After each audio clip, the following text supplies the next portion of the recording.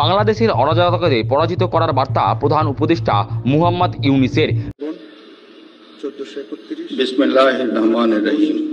2024 তারিখে প্রধান উপদেষ্টার শপথ। অন্তর্বর্তীকালীন সরকার আমি মোহাম্মদ ইউনূস জনাব ডক্টর সশ্রদ্ধ চিত্তে প্রদান করেছেন। বৃহস্পতিবার রাতে পদ্মাপাড়ের দেশে অন্তর্বর্তীকালীন সরকারের প্রধান উপদেষ্টা হিসেবে শপথ নিলেন নোবেলজয়ী অর্থনীতিবিদ মুহাম্মদ ইউনূস। শপথ নেওয়ার পর তিনি জাতির উদ্দেশ্যে ভাষণে অরাজকতাকে পরাজিত করার বার্তা দিলেন। তিনি বলেন, ছাত্র জনতার অভ্যুত্থানে দেশ দ্বিতীয় স্বাধীনতা অর্জন করেছে। সেই উৎসবের মুহূর্তে এই স্বাধীনতাকে নাশাত করার জন্য ষড়যন্ত্রকারীরা দেশে একটা অরাজকতা ও ভীতির পরিবেশ সৃষ্টি করেছে। ইউনূসের কথায়, অরাজকতা তাদের শত্রু, একে দ্রুত পরাজিত করতে হবে। প্রধান উপদেষ্টা হিসেবে বলেন, তিনি এই মুহূর্তে সরকারের প্রথম কর্তব্য হিসেবে ষড়যন্ত্রকারীদের কঠিন হাতে দমন করতে হবে। স্বাধীনতার মুক্ত বাতাস যেন প্রত্যেকে বুক ভরে নিতে পারে, সেই নিশ্চয়তা দানি সরকারের প্রথম প্রতিশ্রুতি। এদিকে প্রধান উপদেষ্টা ডক্টর মুহাম্মদ ইউনূসকে শুভকামনা জানালেন ভারতের প্রধানমন্ত্রী নরেন্দ্র মোদী। তার শপথ নেওয়ার পর টুইট করেন প্রধানমন্ত্রী নরেন্দ্র মোদী। টুইট বার্তায় নরেন্দ্র মোদী বলেন, নতুন দায়িত্ব নেওয়া অধ্যাপক মোহাম্মদ ইউনূসের জন্য রইল শুভকামনা। আশা করি খুব তাড়াতাড়ি বাংলাদেশে স্বাভাবিক পরিস্থিতি ফিরে আসবে। ওপার বাংলার সংখ্যালঘু সম্প্রদায়ের নিরাপত্তা ও সুরক্ষা নিশ্চিত হবে।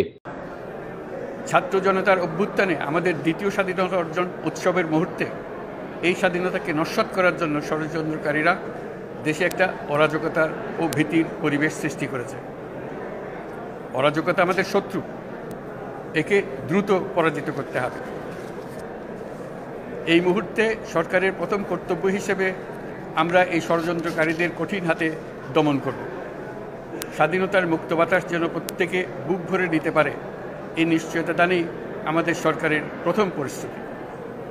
এই ব্যাপারে দেশবাসীর সহযোগিতা কামনা করছি।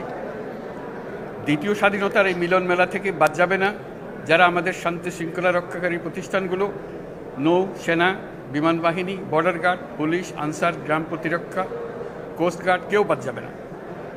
অন্য সবার মতো তাদের প্রত্যেক সদস্য আজ উপরওয়ালার আইন বহির্ভূত জবরদস্তিমূলক হুকুম থেকে মুক্ত।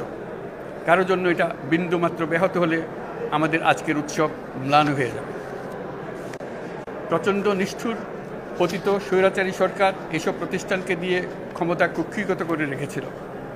আমরা তার এই প্রচেষ্টা ব্যর্থ করে প্রতিষ্ঠানগুলোর হারানো গৌরব ফিরিয়ে আনব। এই ঘৃণ্য চেষ্টায় ব্যবহৃত হয়ে যারা অপরাধ সংগঠিত করেছে তাদেরকে আইনানুগ বিচারের মাধ্যমে শীঘ্রই উপযুক্ত শাস্তি দেওয়া হবে।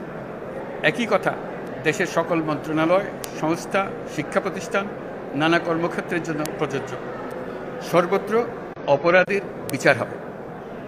আজ প্রত্যেকটি প্রতিষ্ঠান ও তার সদস্যরা নিজ নিজ কর্তব্য পালন করার মাধ্যমে দ্বিতীয় স্বাধীনতাকে উপভোগ করবেন, দেশকে গৌরবের শীর্ষে নিয়ে যাবেন এবং দেশবাসীকে এবং জগৎবাসীকে উপভোগ করার সুযোগ করে দেবেন।